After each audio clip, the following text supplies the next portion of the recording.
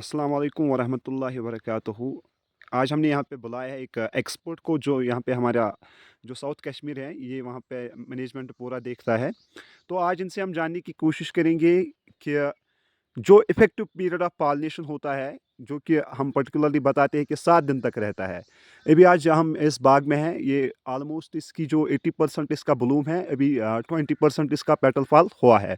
तो आज हम डॉक्टर साहब से ये जानने की कोशिश करेंगे कि जो इफ़ेक्टिव पीरियड ऑफ पॉलिनेशन होता है, ये कब तक सक्सेसफुल रहता है? इन 7 दिनों में कौन-सा क्रूशियल पीरियड होता है इस पॉलिनेशन का?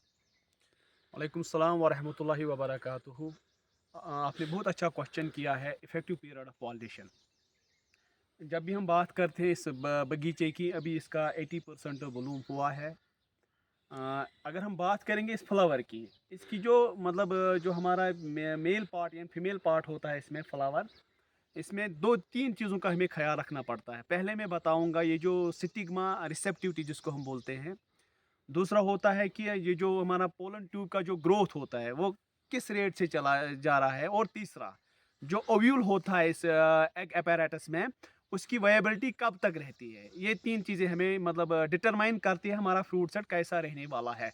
मोस्टली जब हम बात करते हैं ब्लूम की, लगभग अगर हम 7 दिन की बात करते हैं, 7 दिन में पॉलिनेशन होती है। लेकिन इन 7 दिनों में जो मीडियम डेज होती है, फॉर एग्जाम्पल 3, 4 और 5, ये जो 3 डेज होती है यही डिसाइड करती है इफेक्टिव पीरियड ऑफ पॉलिनेशन। अगर हम क्रिटिकली बताएंगे या प्रिसाइजली बताएंगे, इन 3 दिनों में 2 से 3 घंटे ऐसे होते हैं जिसमें इफेक्टिव पीरियड ऑफ पॉलिनेशन हो जाती है।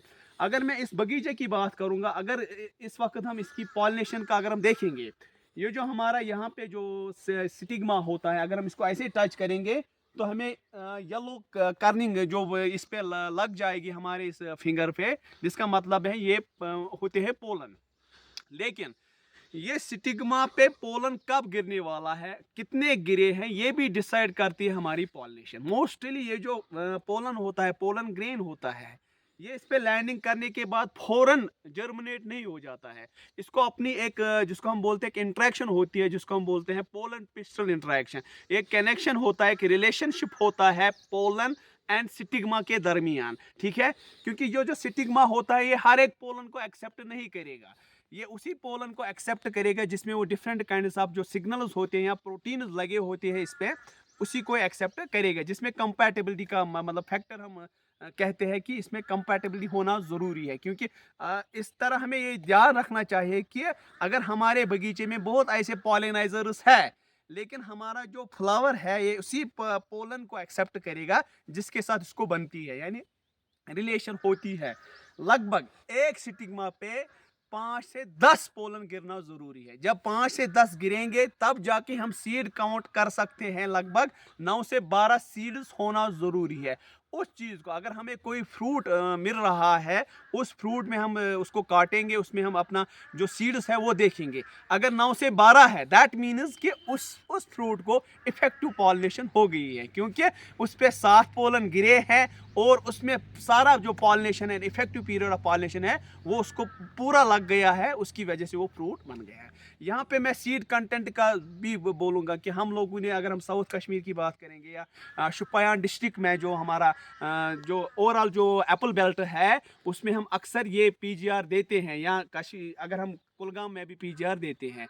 इसमें भी हमारा जो प्लांट होता है वो सिट्रस में हो जाता है, क्योंकि अगर प्लांट खुद ये हार्मोन नहीं बना पाता है, दैट मीन्स अगर ये जिबलिक एसिड पूरा नहीं बना सकता है, ऑक्सिन पूरा नहीं बना सकता है, साइटोकाइनिन पूरा नहीं बना सकता है, इसका मतलब है इस प्लांट में कोई प्रॉब्लम है। ठीक है, इस प्रॉब्लम को टैकल करने के लिए हम इसको ऊपर पीजीआर नहीं छिड़क सकते हैं।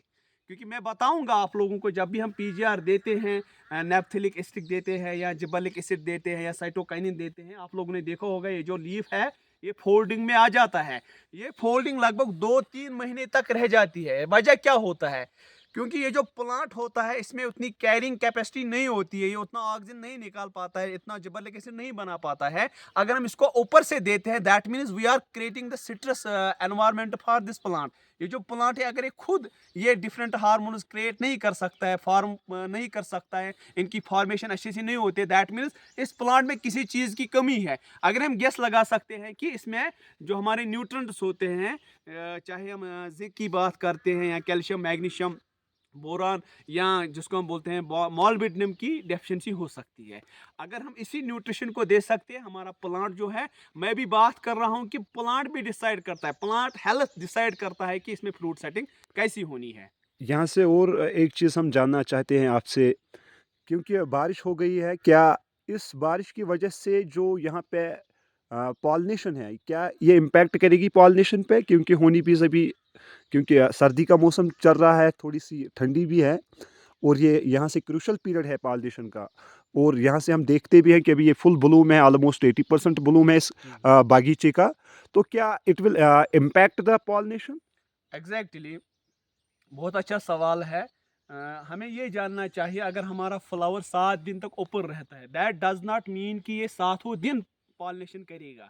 इन 7 दिनों, मैंने पहले इस वीडियो में बताया है कि 7 दिनों में हमें सिलेक्टिवली वो दिन मीडियम डेज जो होती हैं वो सिलेक्ट करनी होती है।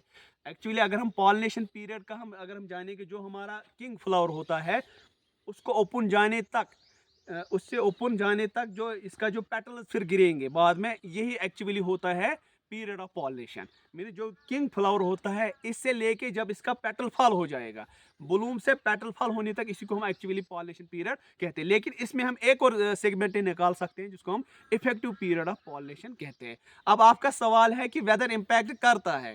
वेदर नहीं, वेदर के साथ साथ जब हम ये फंजिसाइड इस मतलब इस स्टेज में देते हैं, उससे भी होता है, मतलब पॉलिनेशन पे गहरा असर पड़ता है। मैं आपको बताता जाऊंगा। ये जो हमारा फ्लावर होता है, स्टिग्मा, इस स्टिग्मा पे, हाँ, मतलब बहुत सारे पोलन लोड होते हैं, लेकिन उनका रिलेशन अभी इसको वेटिंग में है।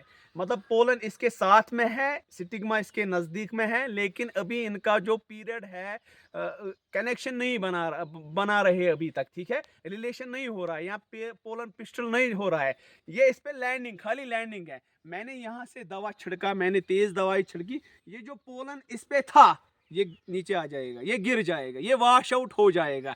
इसलिए मैं बार बार अक्सर बोलता हूं कि आप जब फंजिसाइड इस स्टेज में दे रहे हो, तो आप अपना जो मतलब उसका गन जो होता है वो पीछे रखिए आप, ताकि इस पे असर ना आ जाए, ये जो पोलन इस पे लोड है ये गिर ना जाए, क्योंकि वॉश आउट होने के साथ साथ ये जो नीचे आ जाएंगे, इस पर पॉलिनेशन नहीं हो जाएगी। क्योंकि इसका जो टाइम होता है, स्टिग्मा जो पोलन, इसका टाइम होता है ये कब तक इसको एक्सेप्ट करेगा, ठीक है। फॉर एग्जाम्पल ये 2 दिन बाद इसको एक्सेप्ट करेगा, अगर 2 दिन से पहले ही वॉश आउट हो गया तो पॉलिनेशन नहीं हो जाएगी। इसलिए इसमें हमें ख्याल रखना पड़ता है। पहले मैं बताऊंगा कि मतलब मिस्ट स्प्रे देना है अगर किसी को ज़्यादा गैप बनती है। अगर किसी को कम गैप बनती है तो फंजिसाइड इस स्टेज में देना ज़रूरी नहीं है। दूसरी चीज़, अगर हम कहें कि कौन सा फंजिसाइड इस स्टेज में दे सकते हैं, मोस्टली वो फंजिसाइड जिसमें, जिसको हम बोलते हैं, जिसको कोई स्मेल ना हो। इंसेक्टिसाइड का सवाल ही नहीं है, इंसेक्टिसाइड हम इस स्टेज पे नहीं दे सकते हैं। लेकिन अगर नीड बेस्ड है, वहाँ पे भी हम वो इंसेक्टिसाइड मतलब सिलेक्ट करेंगे जिसमें स्मेल कम आती हो, क्योंकि जो हमारे पॉलिनेटर्स है उन पे इफेक्ट ना आ जाए। फंजिसाइड का हम अगर बोलेंगे तो सिस्टीम प्लस कंटैक्ट बेटर रहेगा, क्योंकि ये जो फ्लावर है ये बहुत क्रिटिकल पार्ट होता है, मतलब एप्पल का, यही डिसाइड करता है कि फ्रूट सेट कितना होना ज़रूरी है, ठीक है। हमें यहाँ पे सिस्टम प्लस कंटैक्ट फंजिसाइड दे सकते। ये याद रहे, अगर हमें 70% ब्लूम है, 50% पेटल फॉल हुआ, 50% या 40% पेटल फॉल हुआ है, वहाँ पे भी हम फंजिसाइड दे सकते हैं। क्योंकि इट डज नॉट मीन कि फ्लावर हमें दिखता है ये अभी पॉलिनेशन करेगा।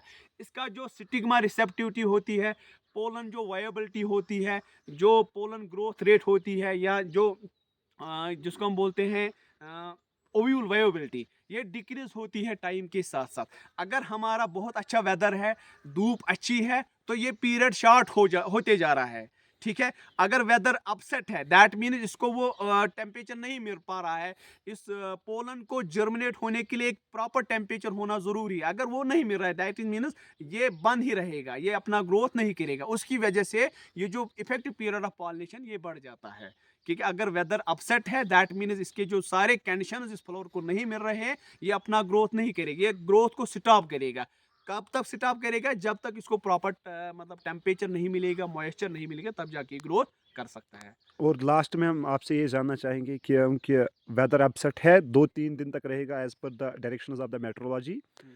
तो क्या मैसेज रहेगी ग्रोवर्स के लिए कि क्या वो कौन सा वो फंगिसाइड अब या कॉन्टैक्ट फंगिसाइड इस्तेमाल करेंगे आफ्टर जब वेदर कंडीशंस अच्छे होंगे? हम्म।